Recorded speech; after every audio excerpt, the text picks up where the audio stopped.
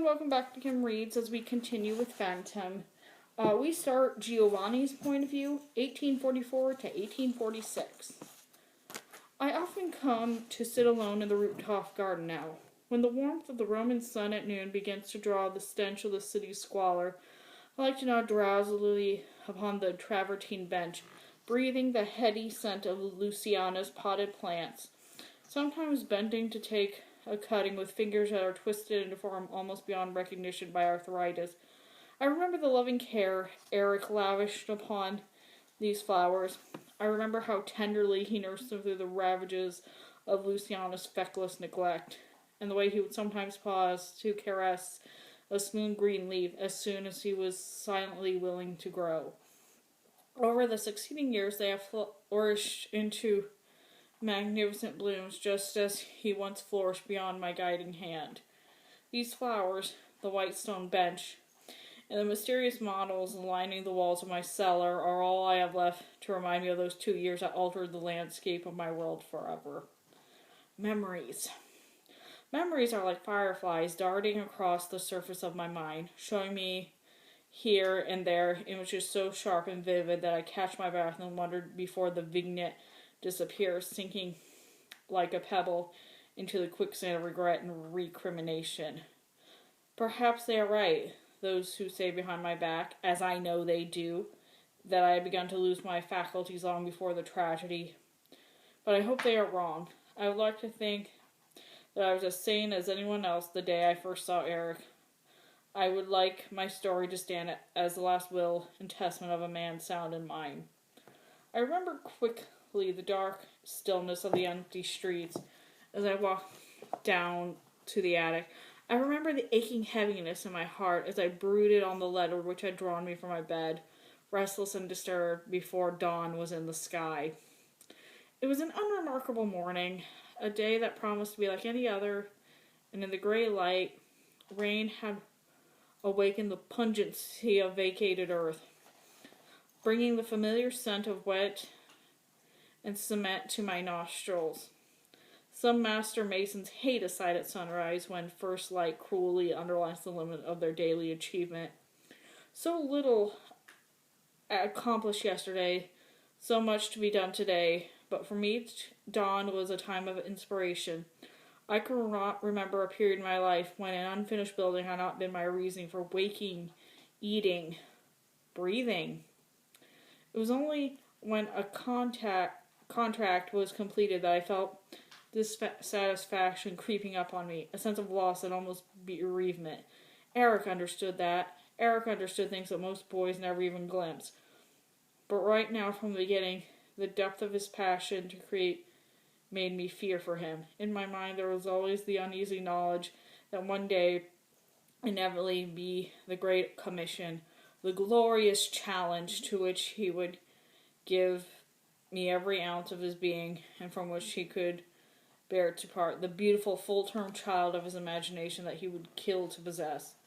I came to know him as a gentle, sensitive genius, but I never deceived myself upon that one point. The boy had killed long before he ever met me. That much was quite obvious at our first meeting. I remember that before we had exchanged a single word, his knife was already drawn upon me. He was trespassing. As soon as I stepped onto the side, I became aware of a thin, boyish figure gliding like a ghost over the gray ramparts of the scaffolding. A strange, eerie sight in the light of the sun. I did not cry out in angry indignation, but stood for a moment watching the boy draw his fingers carelessly across the wet masonry. After a moment he stood back, lifting his arms to the walls like a druid priest communicating with some heathen god, and his hands began to move with a rhythmic series of swoops, as though he were molding the very air around him. It was one of the strangest and most beautiful sights I had ever seen.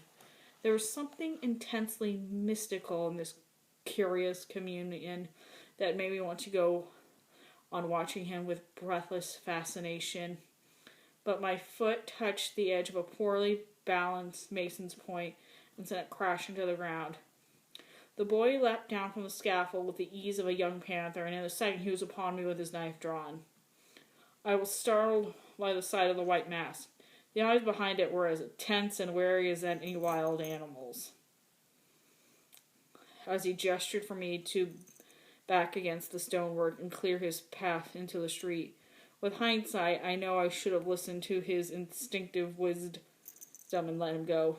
But I was never a coward, and my generosity had been intensely aroused. With his knife gleaming barely a half-inch from my throat, I merely raised my hands ironically, demanding to know if usually dealt old man with scant civility. I didn't seriously expect an answer, and I was unprepared for the sudden lowering of the knife and the look of uncertainty which placed the feral aggression in his eyes. Monsieur? The instant he spoke, I was aware that, in spite of his outlandish gypsy attire, there was no back-street cutthroat intent on murdering me for the sake of my purse. The single word was so beautifully pitched and modulated that I found I had no desire in my head other than to hear him speak again. Do you speak Italian? I demanded curiously. Yes, sir. He seemed astonished to find himself being questioned with common civility. You're trespassing on my private property. Do you understand I could have you arrested for that? The knife was instantly raised again, but with a wary half-heartedness that suddenly gave me the courage to push his hand away. Put that damn thing down, for heaven's sake, boy. You make me quite nervous. There, that's better. Now tell me what you're doing here. I wasn't stealing, he said quickly, looking down on the knife rather helplessly, as though suddenly uncertain that he ought to do with it now. I wasn't doing any damage. I can see that, I said with dry irony. Nobody ever did any damage to a stone by simply stroking it. Oh. One hand went to the mask in a gesture of agonized embarrassment. How long have you been watching me? Long enough to know I wasn't watching a thief at work. I said, interested in stonework, are you? Care to see the plans, perhaps? He looked at me warily, as though trying to decide whether he was being mocked, but when I saw him abandon his natural suspicion when I reached inside my coat for the papers. Thank you, he said automatically, taking the sheets from me and spreading them out to a dry patch of ground beneath the scaffold. He reminded me of a little boy who had good manners drummed in him by a long and painful process, and I was taken back when he suddenly gave a cry of rage that was almost a sob. No, it's wrong, he said furiously. It's quite wrong. Not a bit like Oh, how can you bear to build anything so vulgar? I gave a slight sigh, unnerved to remember that my first response to those plans had been oddly similar. The building is being erected to suit the specification of a very rich and vulgar client. I explained patiently. An architect must eat, you know, and so must a master mason. It was built only to satisfy our own inner vanity. We would soon starve. I watched him stare darkly at the design. I would rather starve, he said with extraordinary passion. I would rather starve than build ugly houses. I believed him. The tone of his voice affected me with deep unease. It was though as ugly was the worst expletive in the dictionary. Are you apprenticed here in Rome? I inquired after a decent pause. No, sir. Was it my imagination, or did he stiffen at the question? But you have an interest in architecture, do you not? You love fine buildings? I studied a little once, he admitted cautiously. A long time ago, when I was a child. He couldn't have been more than 13, and yet he spoke of his childhood as though it were decades behind him. He puzzled and worried me with his sad, wary dignity and his whiplash reaction to the threat.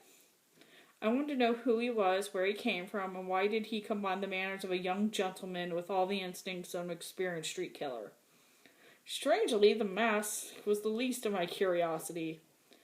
I have other works in progress, I told him quietly, and I think you will find not all my clients are without taste. If the company of an old and opinionated man is not enough to uncongenial to you. I spread my hand to indicate the street beyond, and after one last moment of hesitation, born of God knows what terrible experience, he stood up and followed me. A strange elation surged through my veins as I began to walk away not looking behind, trusting that he would not stab me in the back, or simply flee at the first opportunity. My inner depression had evaporated like the morning mist, leaving behind an odd, pulsing happiness and awareness that somehow I had stumbled on something very rare and precious. For a moment, I thought I knew exactly how Christ felt when he called John. It was hard not looking behind me. He made no more noise in walking than a cat, and since it was yet too early to see his shadow on the walls we passed, I had the sensation of being trailed by a ghost. The contract I wished to show him laid on the south side of the city, outside the ancient Roman walls, and was within a few weeks of completion. I could tell by the quick intake of his breath that the sight pleased him. I was rather pleased with the result of myself. For the last 15 years or so, I had mainly dealt in contracting, but I had never released contract of the high precision work. The fine carving and relief on the capitals and cornices, the cutting of tracery and arc molds, I still considered my exclusive province, despite the slow creep of arthritis, and here I could show him the good taste of pure, clean lines and understatement, a skill that merely released the natural beauty of stone. He was impressed. He didn't say anything, but his silent approval washed over me like a warm tide and made me feel as though I had just submitted my master's workpiece to the ancient Masonic lodge. An odd feeling that in a man who had spent 45 years at his craft. I permitted him to crawl all over the empty, echoing building, touch